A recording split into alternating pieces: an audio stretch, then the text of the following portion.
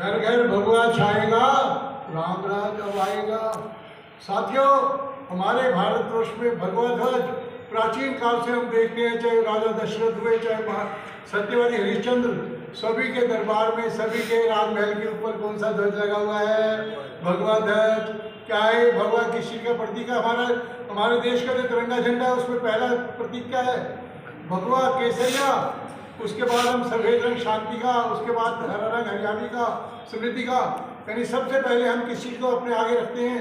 भगवा, यानी त्याग भाव। हमारे सामने एक महात्मा आ रहे हैं भगवे रंग के कपड़े डालकर, हमारा मन आत्मा वैसे ही अपने आप उनको देखकर, उनके पोशाक को देखकर ही अपने आप नतमस्तक हो जाती है। क्या है भगवा रंग? शौर्य, त्याग और बलिदान का प्रतीक। जिसने भगवा रंग पहन लिया उसका मतलब उसने अपने आप को उस अग्नि में जला दिया और वो शरीर भाव नहीं रहा, वो अपने अंदर क्या हो गया? साक्षात परमात्मा से एकाकार हो गया। हमारे सामने एक बड़ा सुंदर प्रसंग आता है पौराणिक। लवणासुर नाम से बहुत भयानक असुर हुए, उन्होंने देवताओं की नाक में दम कर दिया। देवताओं ने सारे प्रयास किए लेकिन उनको मारा नहीं जा सका। सभी देवता इकट्ठे होकर ब्रह्मा जी के पास गए। ब्रह्मा जी ने कहा इसका एक ही उपाय है, कोई भी व्यक्ति जीते जी अपने जीवन के रहते हुए अपनी अस्थियां, अपनी हड्डियां दान में दे तो उससे एक वज्र बनेगा जिससे लवणासुर को मार सकेंगे। सभी लोग इकट्ठे होकर ऋषि दधीची के पास गए। ऋषि दधीची ध्यानमग्न थे। उन्होंने उनसे प्रार्थना की, हे ऋषि, हे मालिक, हे हमारे जो तारनाथ, हमारी रक्षा करो, हमें आपके जो है शरीर की अस्थियां चाहिए, हड्डियां चाहिए। ऋषि दधीची ने एक मिनट लगाया, मुस्कुराते हुए ध्यान में मग्न बैठे हैं, प्राणायाम किया और श्वास छोड़कर अपने शरीर से निकलकर कहाँ चले गए? दिव्य लोक में। और उनकी जो शरीर की अस्थियों से वज्र बना और उस लवणासुर को उससे संहार किया। और उसके बाद हम देखते हैं राजा महोध्वज अपने उपवन में टहल रहे हैं, एक कबूतर आकर उनकी झोली में गिरा। उन्होंने उस कबूतर को पकड़ा, पीछे से एक बाज आ गया। बाज ने क्या कहा? मेरा हार है राजन, मुझे दो, क्योंकि प्रकृति ने मेरा हार बनाया है। ये राजन ने कहा ये मेरी शरण में आ गया है, अब मैं ये आपको नहीं दूंगा। बोलो मुझे हार चाहिए, इसके बदले में क्या तय हुआ कि अपने शरीर का मांस काट कर दो कबूतर के वजन का।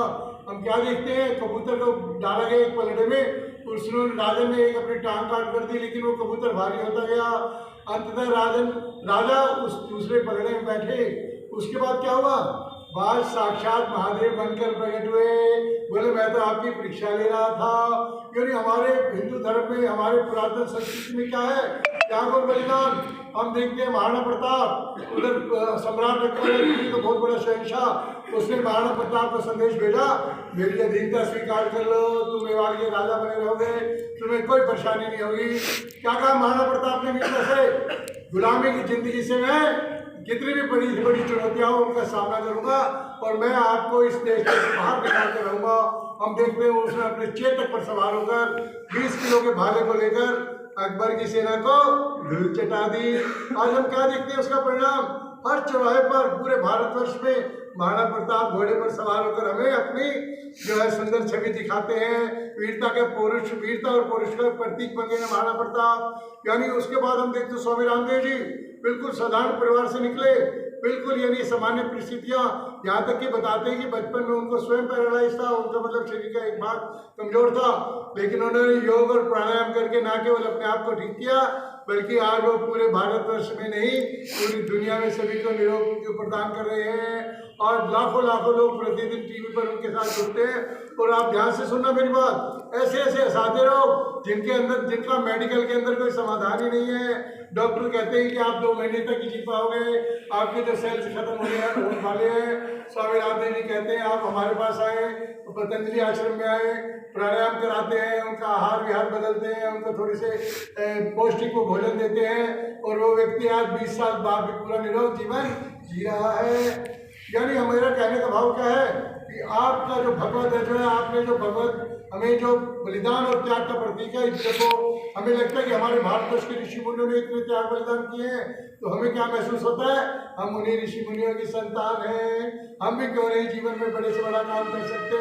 जब ये लोग साधारण परिवार से निकल कर गए और आज पूरे देश के लिए जो है प्रकाश स्वरूप बनकर आ गए, तो हम भी सभी लोग काम कर सकते हैं। ध्यान रखना, जीना उसी का जीना है, औरों के लिए जो जीता है सभी की दुआएं मिलेगी, शुभकामनाएं मिलेगी, तो हमारा अपने जीवन में खुशियों से भर जाएगा और फिर से हमारा भारत विश्वगुरु बनकर हमारा भगवा पूरी दुनिया में लहराएगा। साथियों, यदि आपको ये मेरी वीडियो अच्छी लगी तो इसको लाइक करें, सब्सक्राइब करें और हमारे साथ इस कार्यक्रम में जुड़ें।